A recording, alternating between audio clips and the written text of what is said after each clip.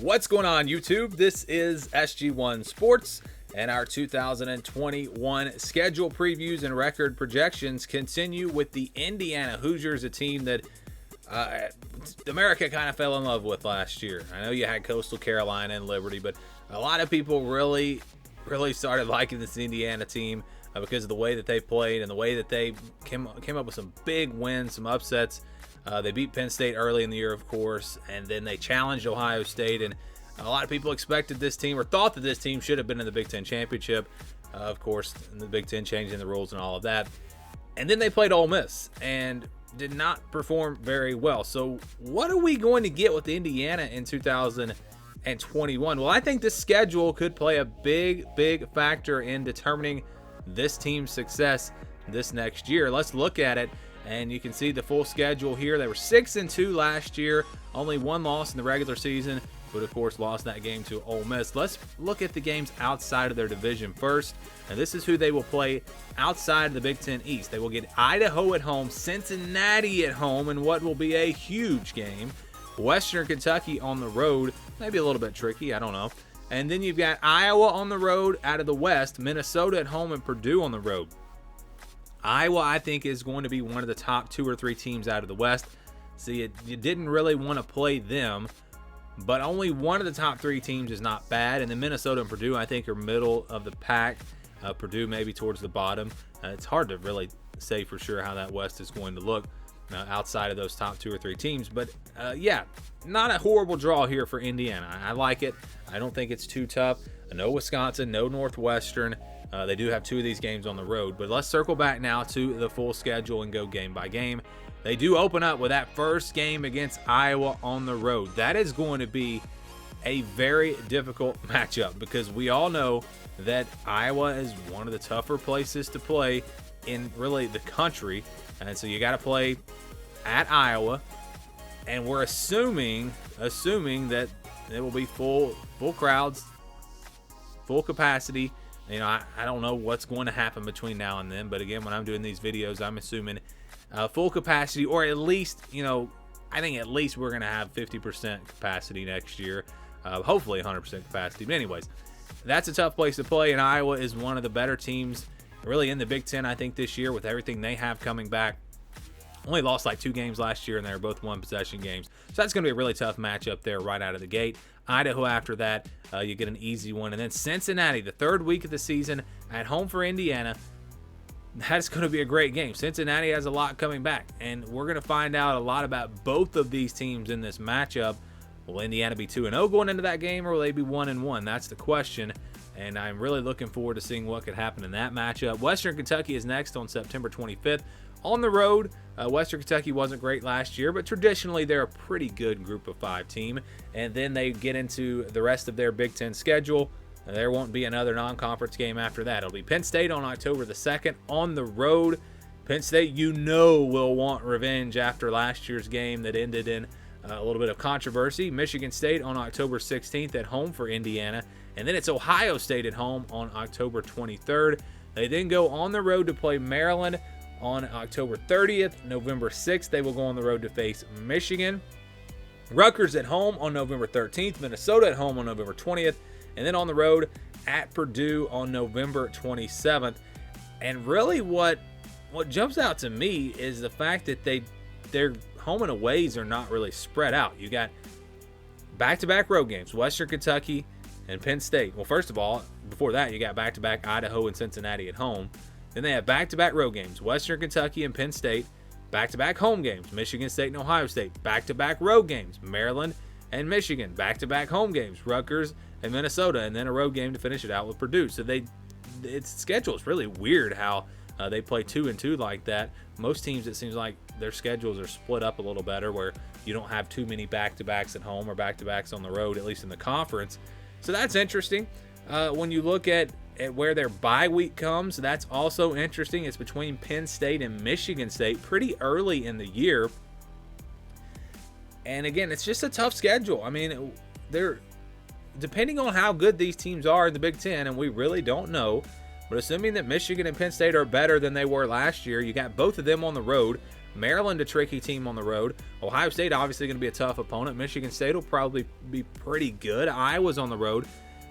This is a very tough schedule for Indiana, and I think it's going to wind up being one of the tougher schedules in the Big Ten. Even though their draw out of the West is not horrible, or out of the West, it's not horrible, but they also have Cincinnati in the non-conference. So again, pretty tough schedule for Indiana. Let's go through and project what this record will be for the Hoosiers, and this is the scale that we use. The games that are in white, those are the 50-50 games. They'll be 41 to 59%, somewhere in there. Games where I think the game could go either way. The spread will be only 3 or 4 points, or even less than that. Then you got your red games where they have a less than 10% chance to win, 10 to 25 in purple, 26 to 40 in yellow, 60 to 74% in purple, 75 to 90% in blue, and then games where they have more than a 90% chance, those are going to be in green. And I think we got a couple of green games for Indiana. We got Idaho and Western Kentucky. Now, Idaho's closer to 99%. Western Kentucky's closer to 90%. But both teams, I think, do fall in this category. So you've got two games that should be easy wins here on the schedule. And then we go to the blue, the games where it's 75 to 90%. I don't know if there are any blue games for Indiana. Rutgers, I guess we're going to go with Rutgers here. Other than that, I don't see another blue game. And I don't think Rutgers is close to 90%. I think it's closer to 75%. They made some strides last year, but still, I don't think they're to the level of Indiana, and the game is at home. Now, if this was on the road, I would put it in the purple, but playing at home, I like Indiana's chances. I still don't think Rutgers is going to be, again, to that level. They're improving, but they're not quite there yet. So this is a game that Indiana, I think, should be able to win, and a game where I think they'll be favored by, 10 to 14 points. Now we go to the purple, games where I think Indiana will be favored, but it's going to be closer to 7 or 8 points. It's not going to be a big spread. Not going to be a huge upset if they were to lose. And let's see how many of these games we have. We got 4 of them. So we've got Michigan State at home. I think Indiana is a better team, plus the game is at home. Maryland on the road. I know a lot of people saw some things from Maryland last year and thought that this team was going to really do something. I'm not fully sold on Maryland. Yeah, they're getting better, but I don't think that they're there yet. Maybe because this one's on the road, it's closer to 60% than it is 74%, but I still like Indiana.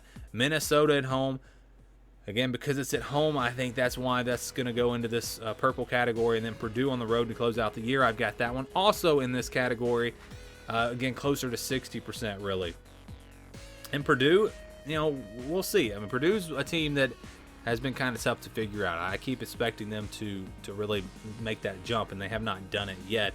And so I'm going to say that Indiana will be favored in that game, again, by about a touchdown. So you got 4 of these games.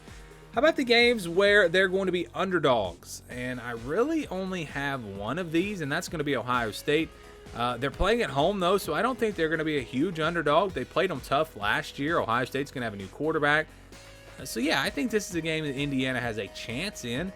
A lot of people are actually thinking this could be Ohio State's loss this year, and maybe that's the way it's going to go. We'll see, but I still think Ohio State it's got to be the favorite here.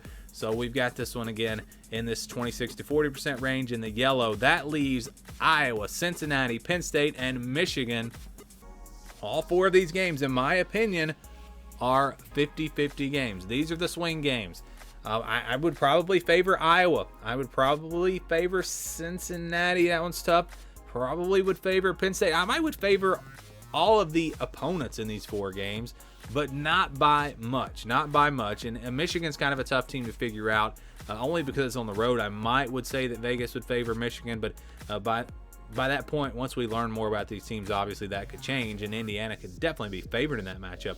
So you've got 4 games that are, to me, 50-50 games for Indiana, but they're all 4 games that are going to be tough. It's going to be tough to win these.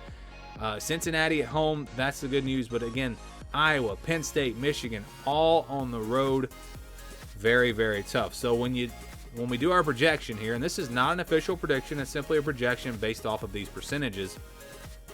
And when we do this, we count the greens and the blues as wins, the reds and the oranges as losses. They don't have any losses here. So we just average out the rest of the game. So we're talking about Iowa, Cincinnati, Penn State, Michigan State, Ohio State, Maryland, Michigan, Minnesota, and Purdue. A lot of games that could go either way. We average those games out using 40% for yellow, 50% for white, and 60% for purple. Again, it's not a perfect formula, but it's just the way we do it, and I think it gives you a pretty fair projection.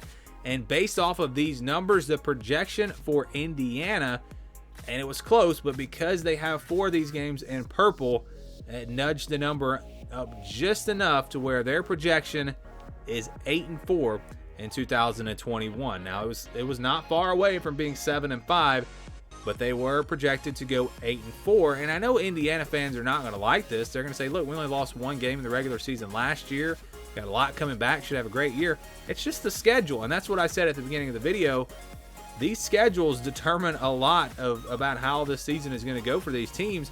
When you're talking about Iowa on the road, Cincinnati, Penn State on the road, Michigan on the road, Ohio State on the schedule, not to mention Maryland on the road, which could be tricky. Michigan State, of course, they play every year. It's just a tough schedule. And yeah, they could win the majority of these games, but they could also lose a lot of these games. And so when you get a projection, it's really just kind of an average. It's just kind of a middle number. And the projection for Indiana is 8-4. Now, my prediction might be higher and might be lower. We'll see. A long ways to go before I make an official prediction. But the projection based off of these numbers for Indiana is 8-4 in 2021. Do you guys agree with this, or do you disagree? What do you think about this projection? Where would you put this Indiana team? Do you think they're going to do better or worse? Give me your thoughts down in the comments below. Thank you for watching this video, and stay tuned for more here on the SG1 Sports College Football Channel.